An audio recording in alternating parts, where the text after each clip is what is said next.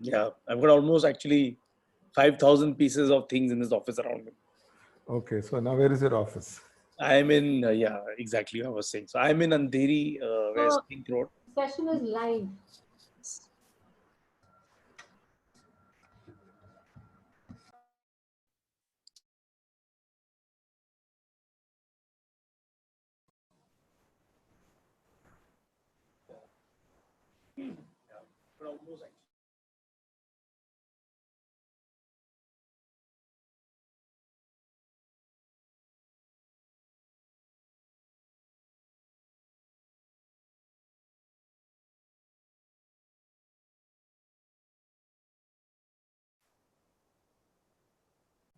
Hey, hi everyone. Can you hear me? Are we live now?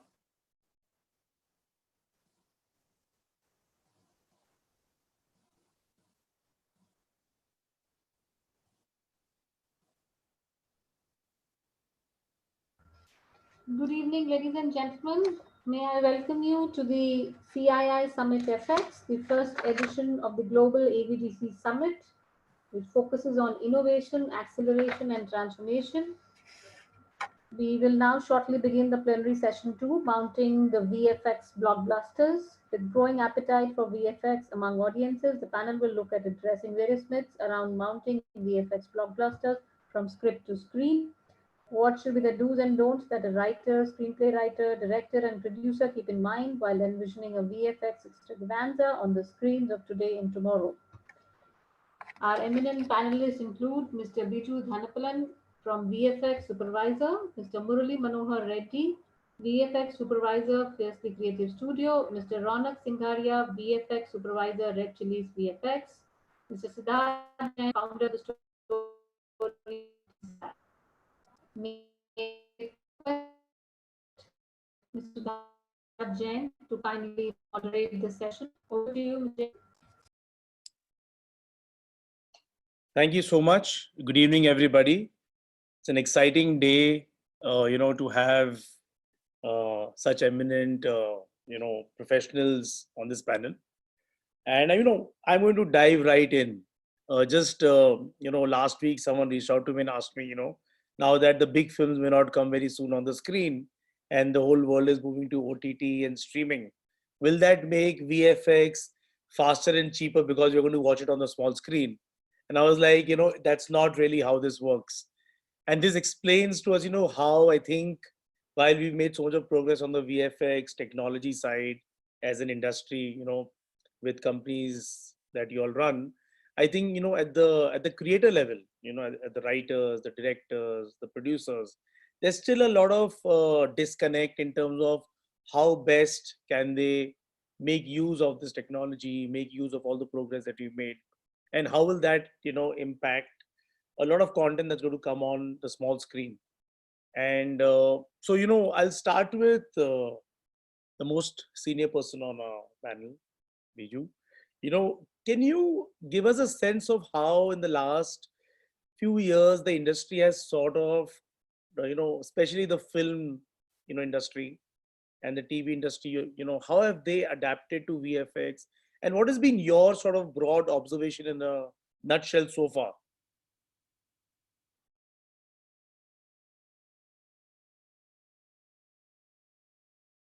Can't hear you. You're all on mute. You will all have to unmute yourselves. Yeah, now can you hear me, Sidharth? Yes. Yes. Wonderful. So I was just telling, fortunately or unfortunately, I've been a part of the visual effects industry right from the beginning. Absolutely. It's been a great journey. I wouldn't say it was easy, ups and downs and all that. When I look back, it has really, really grown in terms of sheer volume, size, talent, all of it. But I think we have a long way to go yet.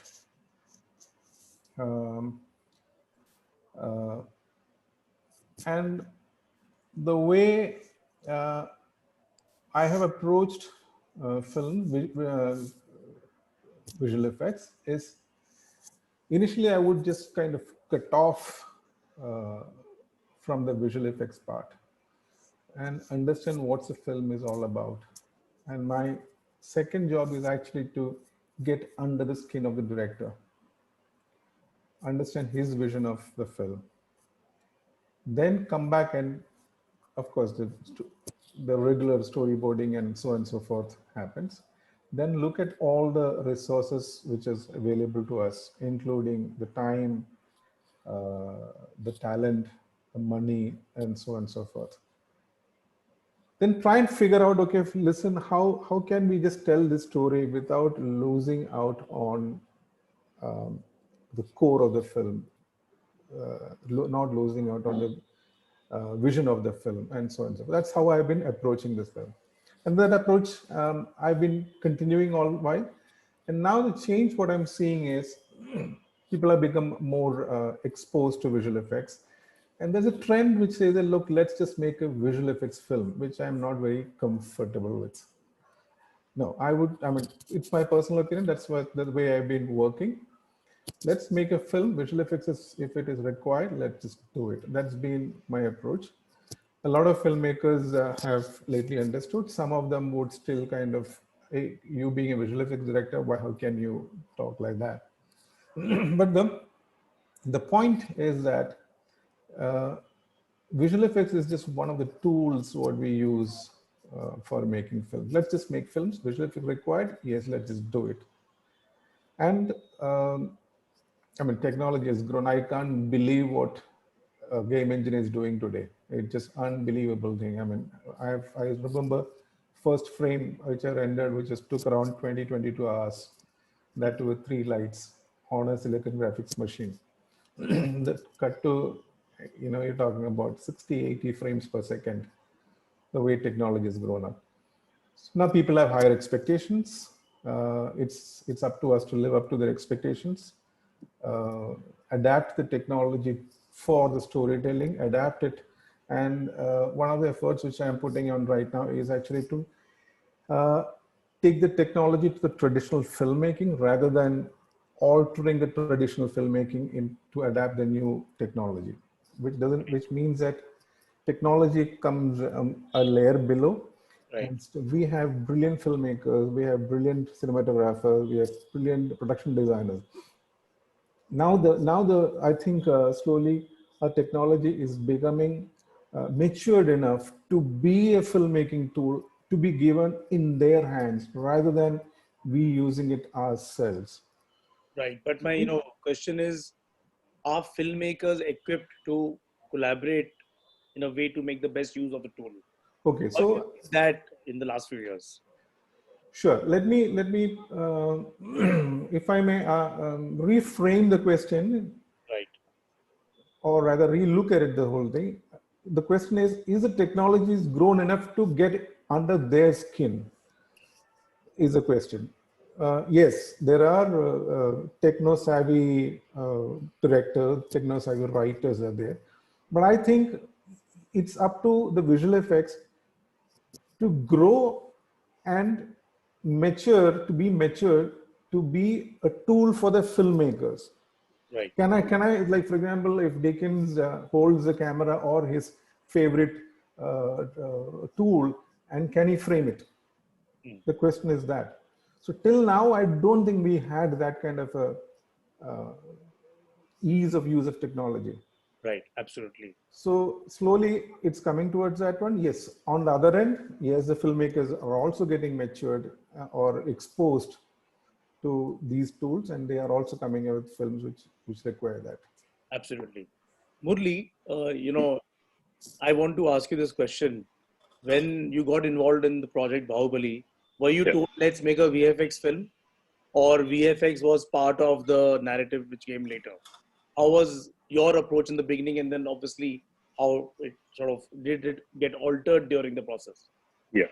So to start with, as a Bahubali, when it was not a VFX film. It is just a film. The actor wanted to tell a story, and what are the things that he cannot build it in real. That's where the VFX has traditionally come in as a tool. But with Bahubali, what happened is we've seen the potential of the story to be told at a bigger canvas. So we basically so far all these movies have been made in a different way. Like you shoot something and say, okay, we need this, you post it off in the post. So this film, what the approach is, design it up front rather than before you go to shoot. Okay, you would know what will be the location look like, what do the costumes look like, what does the action look like. So which is the previous part of it. So design and previous. So with that, actually the scope of the film itself has changed. What has started as a single movie has become a two-part movie and with a huge budget. So that is again, you can say, okay, the budget of VFX would have gone really high because of it. Yes, it has changed the scope because the scope of the film itself has changed. Starting from a very small regional film to it has become a pan-India, pan-world film. So obviously, the budgets will be high. So if you need a blockbuster, you need to spend so much money. That's it. Because good VFX will cost you money. So then post Bahubali, have you all seen that in the industry, studios and producers are willing to take VFX more seriously in terms of budget, pre-production, development planning, nearly approach it with a slightly different lens because the audience is appreciating that? I mean, have you seen a considerable change in this? Sadly, no, actually, because I would say a lot of filmmakers are still not really open about visual effects or anything, and they don't want to jump into that area to understand how do visual effects people approach film. Yeah, that's exactly. So yeah, so they need to educate themselves at least in a little bit to understand what a visual effects supervisor is saying. And they need to have that vision to see, okay, this is something bigger. I don't understand it. So let me at least listen to this guy who's supposed to be an expert in this. Correct. But people hire visual effects supervisors, they don't listen to them. So that is when the things go bad. Absolutely. And, coming to you, Ronak, you worked on so many Bollywood films. And, as part of Redchillies, you all have been involved across films in so many years, right? From Om Shanti Om, I remember seeing, the Filmfare Awards and all of that. So, my question to you is that, is it important for a director to really understand VFX when they come to you and want to imagine a story like this? Or it's okay, you will find ways around it, which will be effective? How does that work? How has that been experienced? I mean, do you get frustrated in meetings all the time or fewer times now? Frustration is there. No, fewer times now, I would say. First of all, hi to you, Sidharth. Hi, Biju. Hi. Sorry, I forgot to hi to everyone. I'm so sorry. I need to say hi to him. Hi, Murali. Like, I would like to say that on record that we had collaborated together. I got a pleasure to work with Biju 15 years back on a project, on a show. So, and wonderful to see him after such a long time. Thank you. And so, so talking about interaction with the director or director understanding the scope of VFX or kind of depth of VFX, which we are continuing with that. Things have changed now. Now the directors and the filmmakers want to listen to you because they come to us considering that we need a certain kind of look, a certain kind of a solution towards their first of all storytelling process, if they want to enhance their visual impact of the particular sequence or a shot, or they come to us with certain shortfalls that they are not being able to shoot a certain sequence, maybe because of certain restrictions. Most of the time it can be physically impossible to shoot it, and there is another way around that it is not a viable solution on the production front. Maybe it's too expensive to build up such huge sets and then shoot a certain thing. So they definitely come to us with that kind of a difficulty, and then we definitely talk to them and provide solutions. And as Murali was talking about the previous part, so now that the director and basically the production house gets the VFX studio involved right from the pre-planning process. Right before they plan the shoot, right before the shoot dates are decided, they come to us and then we collaborate together and discuss it out as how to play this further and how to make it look interesting as well as how to optimize the budget. So we work on collaboratively on all this, making previews, and then go on set to supervise, and then things work out. So So at what definitely we stage discuss a do lot of producers come to you, or process. directors come to you? Sorry. At what stage of the project planning do they come to you? They come to you and then They come to us definitely after the script writing process is over. So we are a little away from the fact that we all of us are here to talk about the that how do when will that happen, that they make us a part of the team when the script is being written. So that is a little further away, I say, but then definitely the initiative has been taken. I would not say that it's completely absent, but it is not absolutely there as well. But right now they're coming to us after the script is written, passed, and they get a go ahead on shooting the film. Like, let's go on floor. So before going on floor, they approach us for sure. It's not after the shoot. Like after a week we are shooting this, what to do? That is not the question right now. Right. We are in a better situation, I would say, than we were there like 14 years or 10 years back. It's better now. Yes, so actually that's exactly what I think is the challenge. And coming back to Biju, you have worked with Raju Irani, who is the finest filmmaker in the country. And his scripts are terrific. I mean, if you read the script of Three Idiots, seamless script, right? Sure. So what was his approach to VFX? How does a filmmaker like him approach VFX? Can you give us some insight into that? Sure. I mean, when I first met Raju, I think Raju's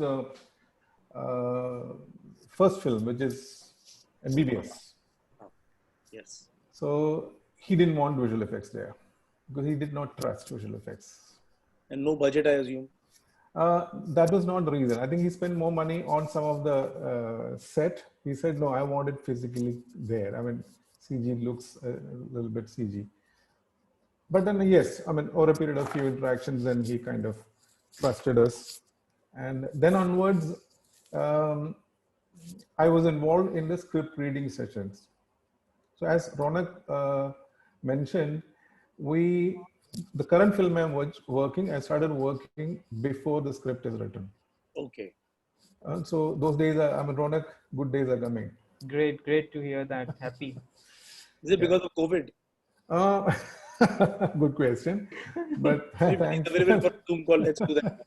No, thankfully, we have taken it as a slightly different fashion, because earlier when I was working with another film, this is the first draft of script was made, and then it was given to us. We visualized the spaces, visualized scenes, sequences, which went back to the director and the writer, and they rewrote certain scenes. They added certain sequences. So it was a back and forth process. A few times, 4 or 5 times we did that. And of course, by the time, what happens is that it just, because I mean, to me, it's an amazing thing that somebody can write a film. I mean, in my mind, I don't know how they write it, but they do write it. And I would treat the script as just a guideline, because to me, script is not a film. Right. And there is much more to come in. Script is probably kind of all to orient a lot of stakeholders in the filmmaking into a direction. So it became a more of, we would call that as a visual scripting. Once a script is done and then we create visuals, then the story remains the same, but the content, the meat of the story changes depending on what we were visualizing. So if I may just interrupt you for a moment. So at that stage, does the producer have an idea of what will be the approximate budget that will be required? So producer becomes always his eyebrows are always like this, because when he sees image, how are we going to do this? Right. Immediately, ding, ding, ding, ding, ding, his calculation. Then he'll call me on one side, how much would it cost? I said, right.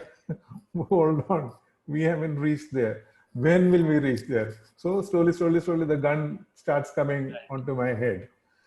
So most of the time, the budgeting, what I have done is, look, listen, this film can be done with a small amount as well as a big amount. So if you ask me a question, I can just tell one random number, which is depending on my mood. Right. If I think I can spend a little more money, then I'll throw a larger figure. Then let's not take that route. let's sit and say, look, this is the amount which we can spend for visual effects. I mean, if we have a lot of possibilities, then we work within that budget and say, look, what's the best we can achieve?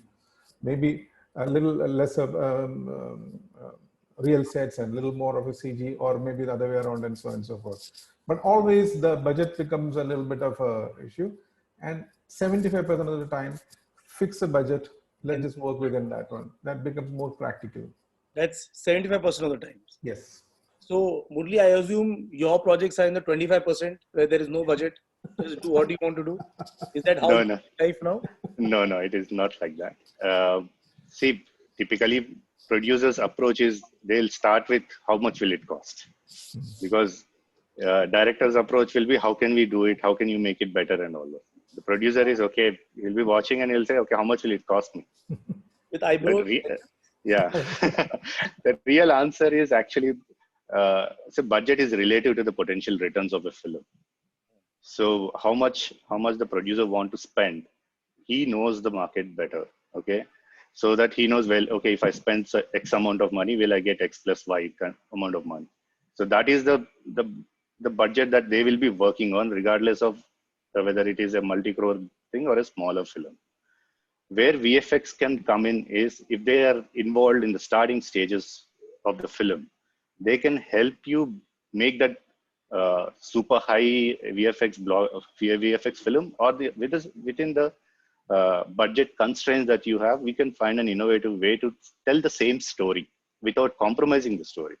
So because VFX is it's a visual storytelling. The entire filmmaking is a storytelling, visual storytelling. So you cannot eliminate VFX from anything right now, because we are involved in at every stage.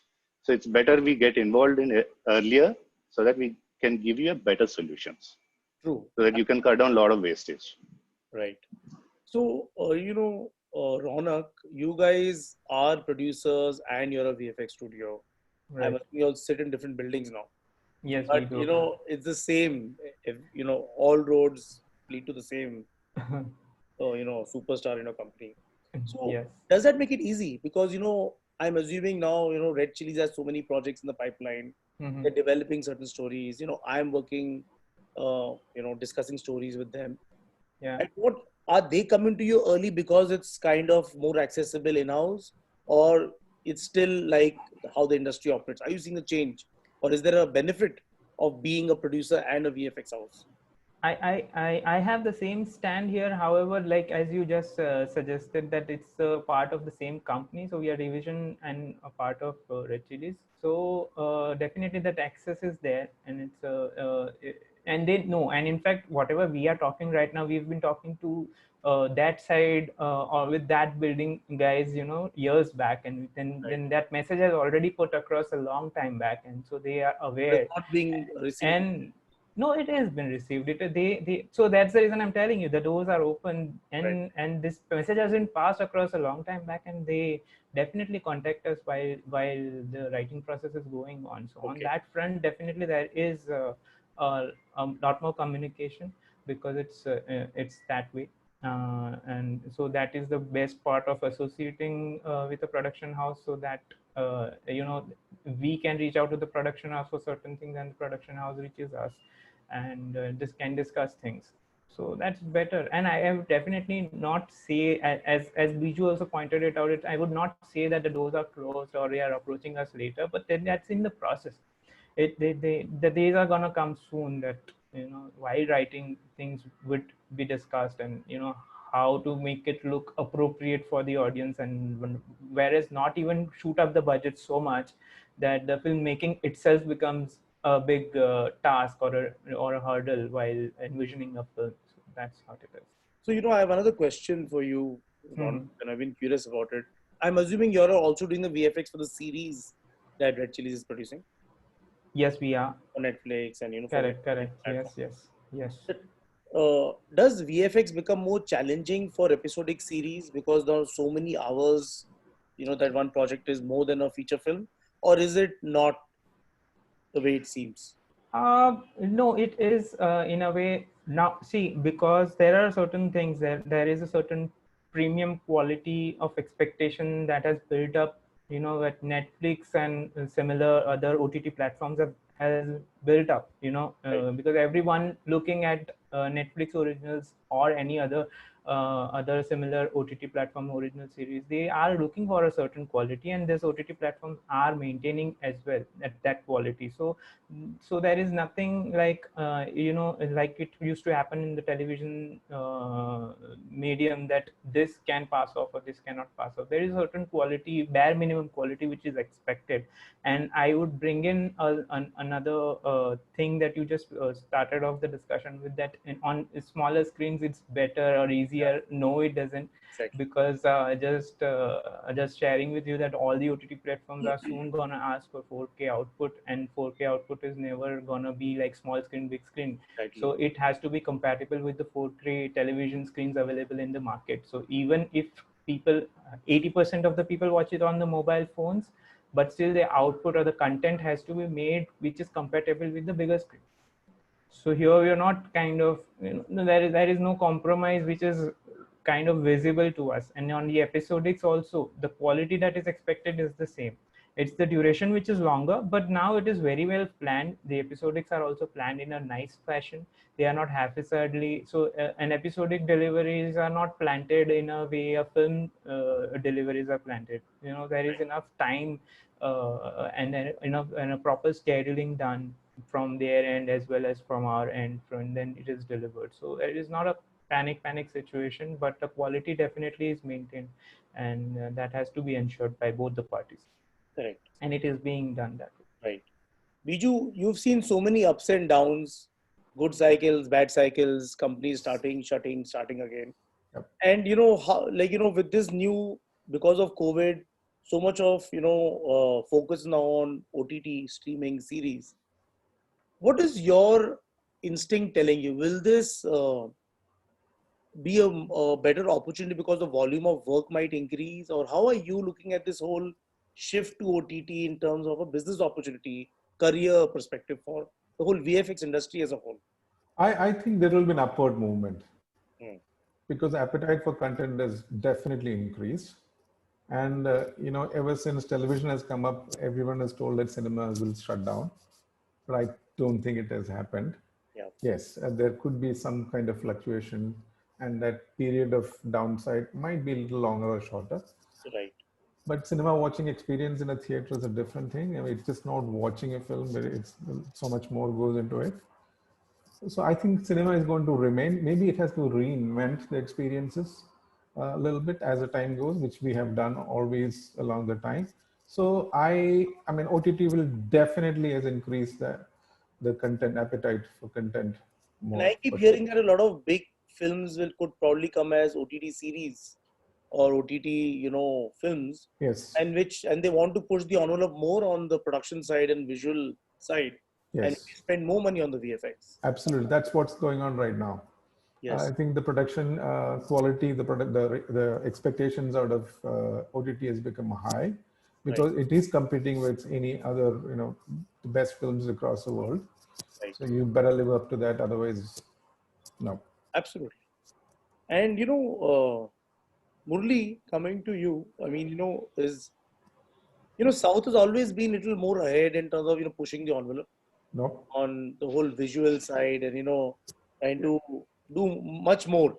So how is it down South now? I mean, is the momentum really gone up? And like, do you interact with producers from Bombay and South? Yes. And how does that comparison work? If I should say that people from South are a little more crazy about telling fantasy stories. Okay? So they tend to, film means it's a film, it's an experience. Like as Biju said, movies are a collective experience.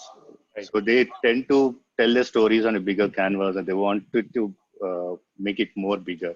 And film down South is more like a religion. So it is, the people do approach, and they have a really innovative ideas how they can take it to the bigger screen and all. So we are there constantly helping them and guiding them actually. So we do hear from Bollywood studios also, but majority of our work are from South, because we have way too much happening over here itself. Right, of course. I get a lot of writers and directors who are looking for stories and books and scripts to adapt. And, a lot of them are very sort of kind of confused when they are making their choices. And the moment something goes in mythology, period, or a lot of action, they start getting a little fearful. And, and they're sort of confused how to approach the process of storytelling or developing. I mean, based on your experiences, are there any things, pointers that you would just want to give as tips to writers and directors while they're thinking and creating their stories? Or, some kind of, I would say, advice on maybe these things are not expensive, these things are expensive, or these things are easier to do, not easy to do.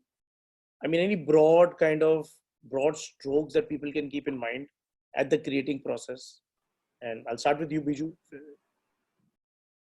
All right. So to answer that question, a lot of responsibility actually lies on the visual effects industry also. Okay? So if a director or producer is thinking twice, can they do it? So it's a kind of questioning the visual effects industry as well. I do see that we need to, because straight away the comparison is with Hollywood. Yeah, when this question is something which I get always. When do we reach their status? So the answer is simple. We'll never. The reason being that Hollywood is not a place. Yeah. It's a geographically it's a place, but yes, but the best people from across the world happen to be there, and they do that work, and naturally it has to be the best in the world. So we will be a step behind unless otherwise we attract those talent into our industry. Right. Okay? Being said that, and again at the same time, we have that kind of a budget? We don't have that kind of a budget. Why? Because the returns are not there. Why we can't sell that kind of, globally we can't achieve that. So it's a chicken and egg situation. Yeah. So being said that, the onus is, again, I think we can bridge, or actually we can reduce the gap by attracting better talents into our industry. For a simple example, I remember earlier days, the animators or the visual effects guys who would come and join the industry did not get any other job. So this seemed to be a easy way to get into something. But things are not like that. I mean, today, yes, of course, times have changed. I still find it difficult to get good coders, good programmers to do some technical stuff in our industry. But it's not, I mean, we have a lot of coding guys across the country. 35% of, I was told that 35% of Microsoft are Indian guys. Yeah. So why are we not able to get a bunch of coders, which forms a critical mass in our production line? So these are some questions which we need to ask ourselves and kind of figure out ways to attract this better talent. Then these doubts, these question marks, these eyebrows going like that will straighten up to a great extent. Right. I think charity begins at home. I think we need to kind of pull up our sock and say, look, listen guys, we are there to deliver. You imagine, we'll deliver. Any tips, like Ronak and Murali, any tips to imagination for writers and directors?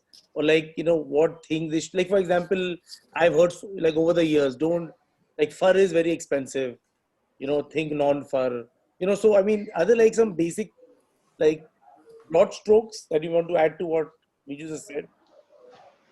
They are certainly all the performances of creatures and all things is little expensive, but I think that should not restrict a writer to write a story. Actually, maybe down the line you can, instead of going for a digital creature, you can go with a prosthetic or anything else. So you can have an innovative ways of executing the same story. But if you start compromising all those things at the writing of a story stage, then I don't think so we will ever make a bigger film. True. So and on top of that, if they themselves educate a little more, okay, what does the VFX cost more? Like with creatures or a digital camera move, digital sets and all those things, or really end of the world kind of what you call simulations kind of a thing, they'll cost more. So by stories writers, directors, or producers, if they can understand what takes how much effort to do it, they will know. Because you would not go and ask a Hollywood studio, VFX studio, ask them to cut budget, isn't it? Yes. Because and you should not show those references and ask an Indian studio to execute the same quality within a fraction of a budget. So it is basically, you need to educate yourself, all these guys, to listen to these VFX supervisors, or just go and sit there in their studios and get trained. Mm. So that will actually give them an introduction to understand what a visual effects supervisor or a studio is saying to them regarding their story. Absolutely. Can I just pitch in there for a Yes, moment? absolutely. So, like adding to Murali, and just kind of another viewpoint also, is that, for example, why would FERC or animal animation cost more? If you look at the computing power, we don't need too much of computing power there, right? So why would it cost more? Because I think there are very less people in our country to do an animation, and primarily because we are kind of faced with anatomy, the way it moves, and so on and so forth. So we need to get a better talent. I think the cost can come down because I don't see that amount of computing or any other resources going into that one. Point number one. Another thing is that it will be, see, the director, the producer, and the visual effects guy working hand in hand.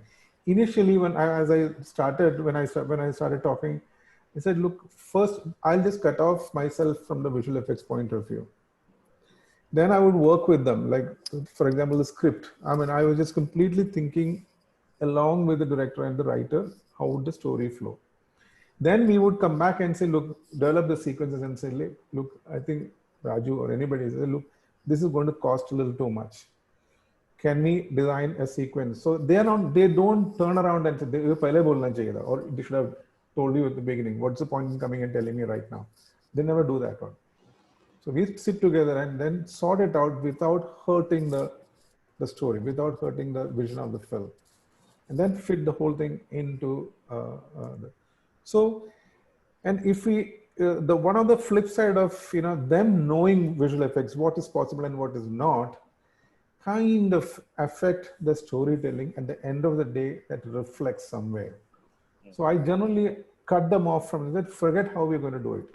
We might do it, we might not do it. How do you want this film to be ideal? Don't come back and tell me that we want Lord of the Rings. No, that's not what we are going to make. What is the film you want to make? You come up with that. We'll figure out. There could be some amount of portions which we can't do it. So there's both sides. I mean, they knowing how to do it, what to do it, might hinder them in their creative process. Correct. And I would also like to bring one point here that suppose, when a writer is writing or a director is visioning his film, there should not be a set box or a cage around them that, okay, I can do only this much, I can do only that much. I will just give you a very flat and normal example that once we've seen this in Hollywood as well as in the Indian film industry, when the projects or the films are targeted to bring in that genre in a certain way, that okay, we have to make this entertainer to earn this much money, and we will follow that. So when everything goes into that, to follow a certain structure, one, we have to earn money, one, we have to just cater to this audience, and we have to make a film only like this, then it will work. So whenever that kind of an intention is there, you do not get a super hit film or a successful film. So this is a flat filmmaking process where this is flawed. Same way it happens in visual effects as well. So if there are too many restrictions while writing the story, we will not get the desired story. We will not get it to that high. We will not get that much up. The same things will keep happening again because correct. keep doing the same thing. Yeah. So my guess is that because also COVID might take time for people to travel and go to various locations. I think there might be a lot of stories which might want to see if they can shoot in a studio against a green screen, and and find other ways of working around. In your experience, Are actors and directors used to working like that, or do they have problems? Like, I'm sure you've been on set for a bunch of, so any things that you want to talk about or highlight, practical problems that people face during the shoots? uh, in the shoots while working, I don't think so. Once you get used to the chroma setups, you definitely get the people or the actors who are first timers on the chroma set and they are not aware of what's going to happen. It becomes a little, they take a little time to get comfortable with it. Maybe one sequence or maybe one day. That depends upon their understanding. But once they are into it, they get used to it. I mean, there are a lot of films, like just talking about Pan or Zero, where I mean, SRK has been doing this for a very long time, but there were other actors also who had to perform, maybe without the lead actor at some point of time. But Right. they because of the shot requires that particular performance to be in that way without the actual actor being in front of you, you have to perform it. You do not have a choice, right? So that's a learning process. Of course it will take certain time, but once the actor gets comfortable to it, they do it. I mean, on a lot of Hollywood blockbusters also, as you see, there are a lot of chroma screens. There is nothing around, and especially the creatures, they are not around them, and they still have to visualize and act as per things which are not happening in front of them. That's a learning part. Can't help, it is challenging, but they have to go through that process. Did you any on-set experiences, Yeah. insights you had that you want to share with us? I mean, green screen shoots, I hate it, but unfortunately, that's a place where we have to be. For the simple reason that, like what Ronak said, filmmaking being a very collaborative process on location, there are a lot of improvement, which as far as the cinematographer brings in, the director, the actor, everybody brings in, their input into it and improvise that one. Yeah. Which usually goes for a toss in green screen. And they trust you for what you say, and they just do it. And so at some point of time, the spotlight is on me for wrong reasons. So I get completely flustered. So, okay, they listen to me. I'll tell, okay, after this, you jump from here to this and here. But the way they would jump on a real location and the way the cinematographer would frame the same location becomes a different thing. For example, I know a lot of visual effects shots, there'll be 300 cinematographers, which are compositors. So the final frame is composed by the compositors, not the cinematographer. Yeah, and towards the end of the film, I mean, the release of the film, everybody just running helter-skelter, cinematographer goes for a toss, nothing works. So there are 300 cinematographers. Onwards to acting, reacting, timing, just to get the timing of let's say if a double role, to get the timing, that's a challenge. Right. Wherein in a real filming, that's not a challenge. You told a dialogue, the counter person told another one, then it flows naturally. So a lot of effort just goes into just reducing the problems. Bring it to, I usually say, okay, fantastic. Today, zero, we have reached zero level. Means there was no problem. Like 3 days in a year, like that. Right. Otherwise, we are on negative 22. Murali, any experiences? Yeah. See, what happens is acting is a straightforward, intuitive reaction thing. So most of the actors with the green screen, they lose that to react to certain things and look at certain things because they don't know where to look at because everything is green. So that throws them off quite often, actually. So, but that is one thing that I think it's VFX in India itself is more than 20 years old. So the actors needs to adapt to that thing. The same way, even the technology is also adapting to make comfort, like virtual production right now with Unreal Engine and all, you can bring the set to indoor. So which will actually help the cinematographer see what he's framing. The actor knows where the location is and all those. So the technology is also trying to cover up that gap. There's the same way, even the rest of the technicians, whether it could be actors or directors, also needs to understand how to utilize this technology to tell the stories. So, but there will be a lot of discomfort because everything is new. Every shot, every day is new for everybody. Correct. So you will have to adapt on the set and then improvise. So I'm assuming the two components of doing VFX are obviously technology and the technicians. The general, assumption is that technology is making things faster and cheaper, while the technicians are obviously, getting more and more expensive. So overall, is the VFX cost going down, or is it going up, or where is the industry? How's that positioned for you, and where do you see the trend going? See, if I can start, VFX is a services industry to start with. Right. So regardless of whether the costs are going up or down, your billing will always go down. So you did it for, let's say, X amount of money in the previous film, you would have to think how you can, the people will ask you for, can you do it for so much less? So being a services industry, that is one of the disadvantages that you have. And the other thing is, when it comes to the tools and all those things, they are very expensive. They're nowhere going cheaper. So every year there'll be a hike in the price of the softwares, and that occupies the major amount of your expenses. End of the day, when you come to like how much you pay to the VFX artist, I think we pay very less compared to the other studios, like Hollywood studios or anything. So that is totally to do with the kind of films that we do and the budgets of film and all those things. So it forces us to reinvent the workflows. So we cannot do things how anybody else does it. So how can we use the same tools, push the tools to the next stream, and reinvent the entire workflow so that you can cut down the cost. And this is a constant process, regardless of whether there is a budget for the film or there's no budget for the film. Got it. Ronak, do you want to add anything to this? A bit, not much though, but as Murali rightly put it, that things are getting expensive, and in each and every project you were expected to optimize on the cost.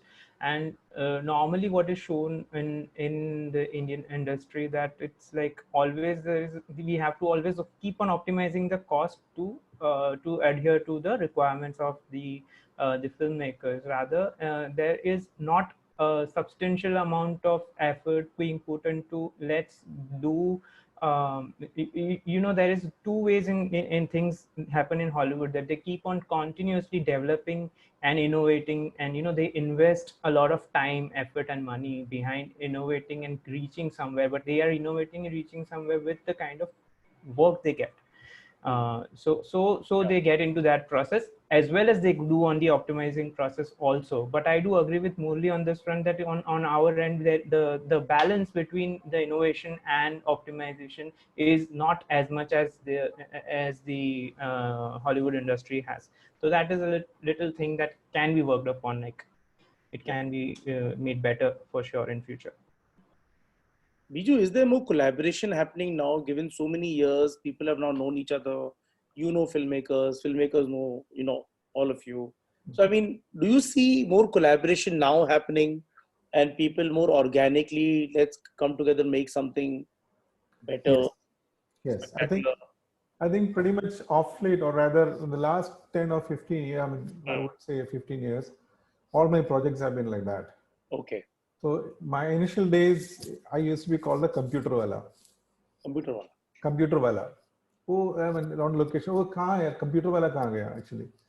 So that was the approach. You're the only person on set with the computer.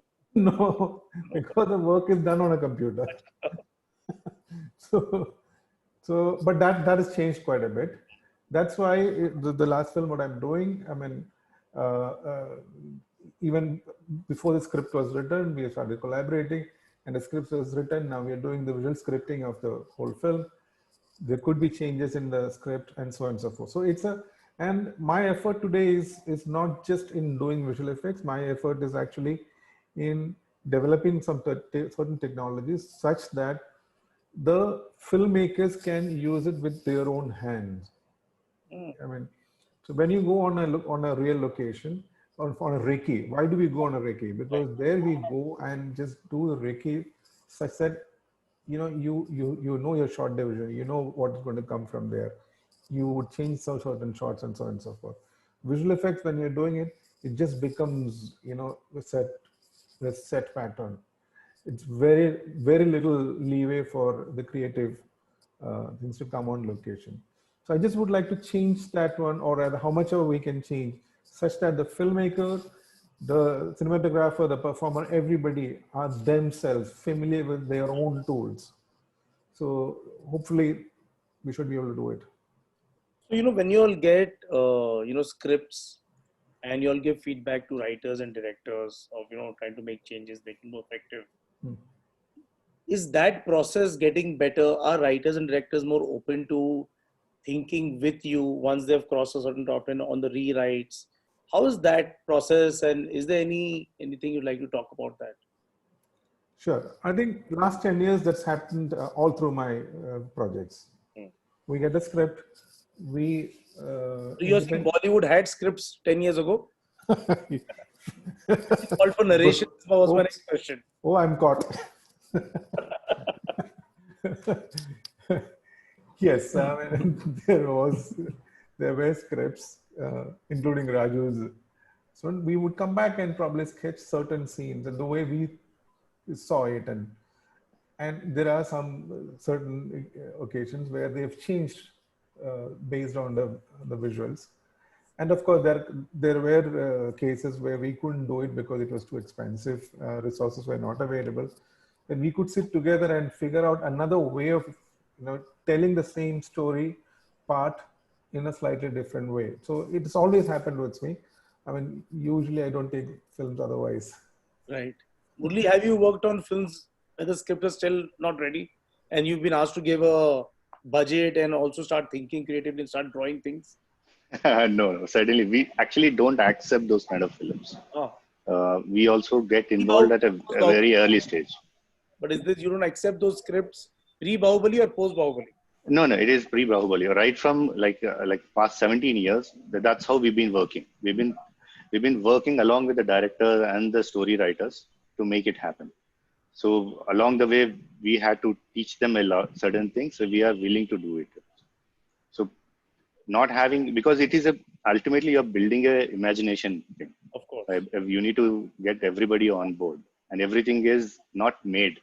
Everybody needs to imagine and do it. So what happens is the director and a story writer or a cinematographer or VFX supervisor all needs to align to one kind of visual thought. Absolutely. So because you don't have an option, okay, give me 5 options, I'll choose one. So that is not a cost-effective one, or it is not the right way to do things. So you need to set a language, like visual script, or set a language for that film and then work towards it. And it is a collaborative process. It is not an individual process at all. So right, absolutely. Ronak, do you have any experiences of working with partial scripts, no scripts, narrations? Not really. All the time. Not really, and not all the time. No. We get the scripts, but yeah, I would just put this point across in a different way, that are we when do we get involved in such things like where there is a very bleak idea of what needs to be done, what the story is gonna go, where it's gonna go, but we still need a rough budget. If we write this, how much will the budget cost? So yeah. this kind of situations do come across. So depending upon the client and his approach towards it, then we definitely work things out to give a rough estimate to that So make some client. assumptions, and based on So based on the assumptions, we do have to give out certain details so that they know whether they would be able to pull it off, right before the script is done, rather than they repenting that why did we spend so much time in writing, now the execution seems very difficult and there will not be anyone who would back this project with so much of investment in VFX. So in those kind of scenarios, definitely we help the filmmakers out in making them understand as to, okay, so this are possibilities and this are no possibility thing with the kind of budgets you are looking or with the kind of scope you're looking at. And are you all happy with the kind of scripts that come to you sometimes in terms of not creatively, but I'm saying, I mean, is the graph of excitement for you on the work front increasing, or you think the industry at the writing stage needs to do much better? Is it like boring for you to go to office and read the script? No, I think the graph is very spiky in the Non-readings lines. also.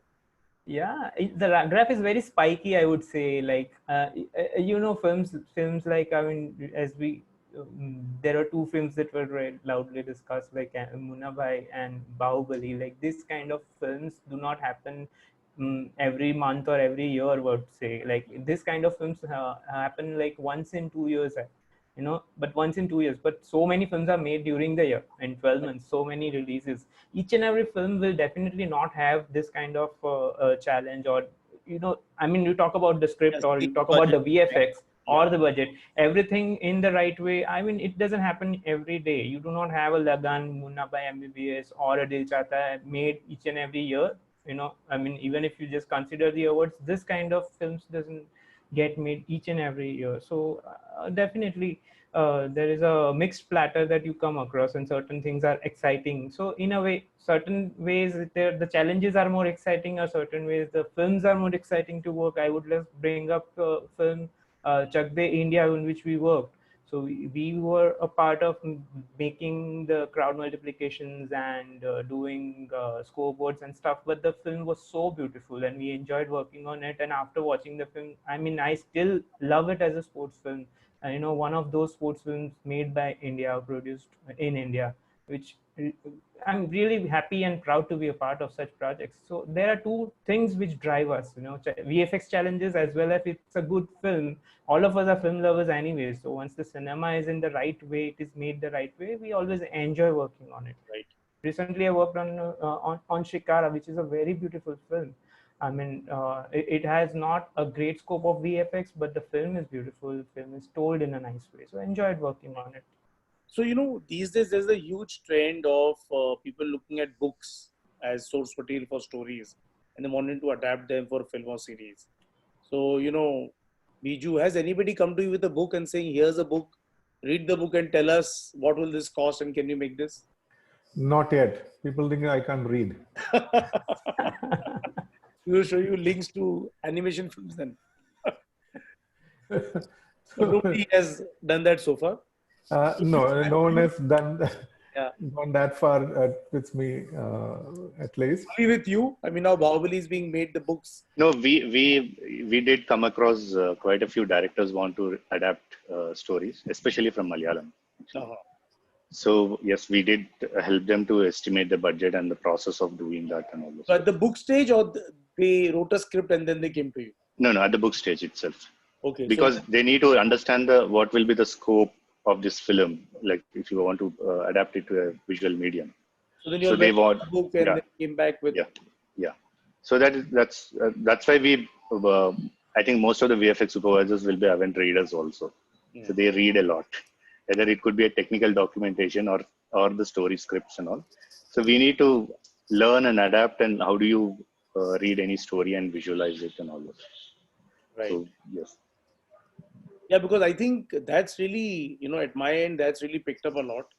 And, you know, there are at least 20 plus books that I've set up, which are heavily dependent on the VFX for the execution. And I think the producers are trying to figure that bit out first. You know, can this be made in a reasonable budget that they can put together?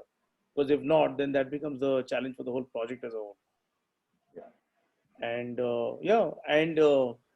like Ronak, at your end, do people, have you noticed this trend of people coming with books without scripts, trying to just gauge, because you guys are more accessible sitting here? Not really.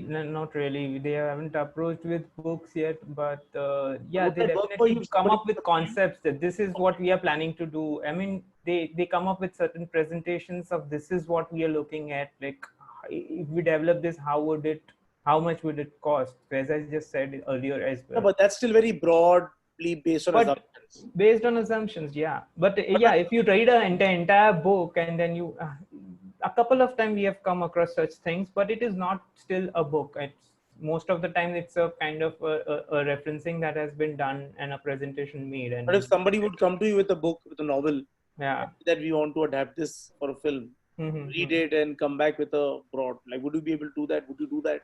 Of course. Why not? We would be able to do that because it's I mean, I know reading a book takes longer than reading a script, because Right. script is just written like it's 90, 100 or 150 pages, but the novel is quite big. But then we just need to keep enough patience and then read it out and then put things on paper. Otherwise, we keep on doing all these things, in a regular walk of life, as been reading the scripts and breaking it down.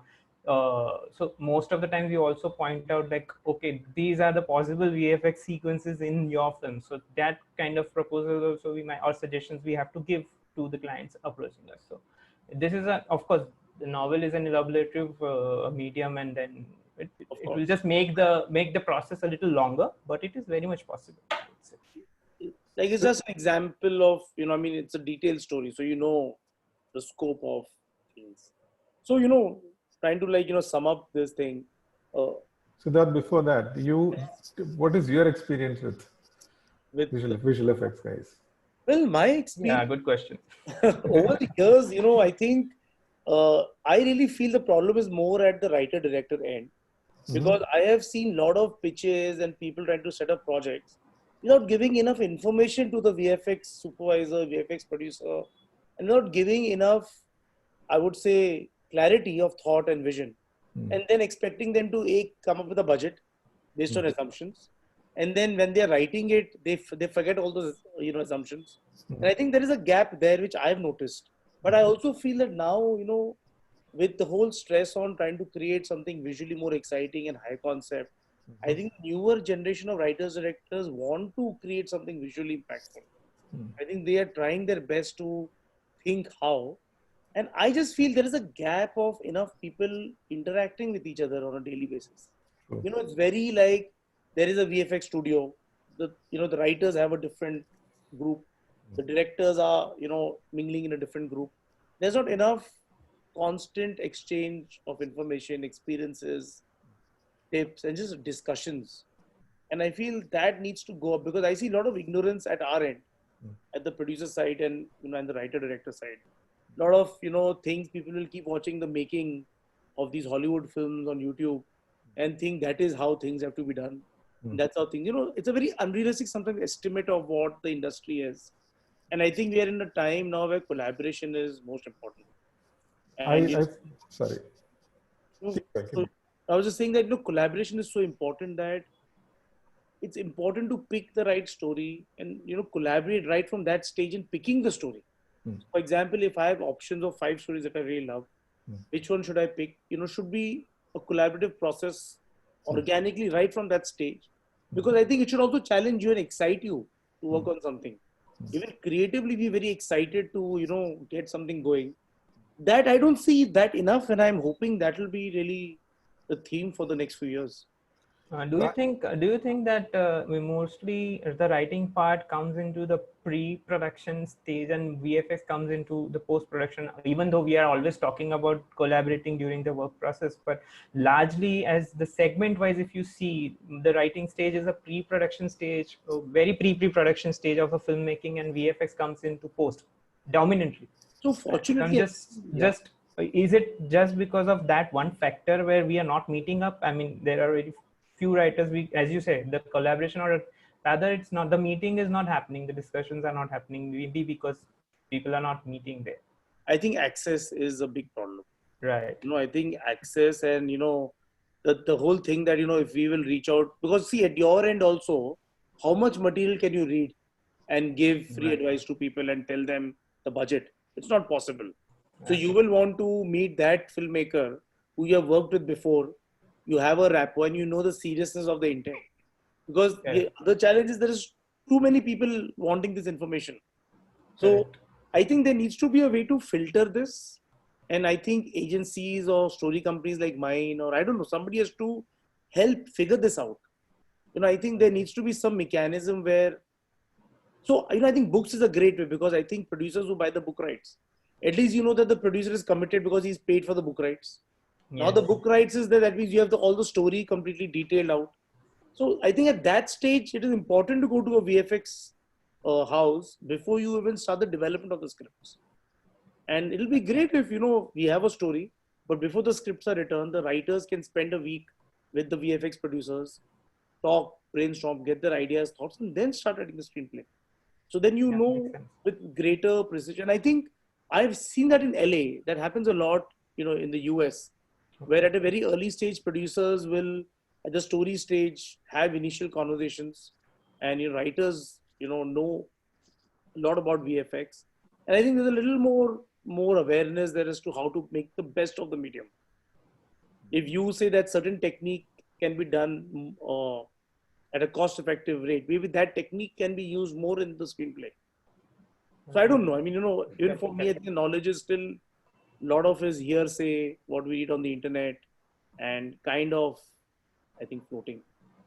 I think what you said, collaboration is one of the most important aspects. I think we kind of miss out on this one. Usually it is a formal meetings. Yeah. I mean, now the producer definitely wants to know, okay, how much would it cost? Right. So the director doubts the visual effects guys and say, look, will they pull it off? Yeah. So we are all standing in, on a defensive and offensive situation usually. Yes. And also, I think sometimes it's like a black hole. If you will say something the producer will cost so much, he doesn't know. How will he evaluate that? Correct. Right? Don't you feel that? Don't you see that expression sometimes? Yeah, like, of course. You're just overquoting me. He mentioned the eyebrows already in the beginning of the session.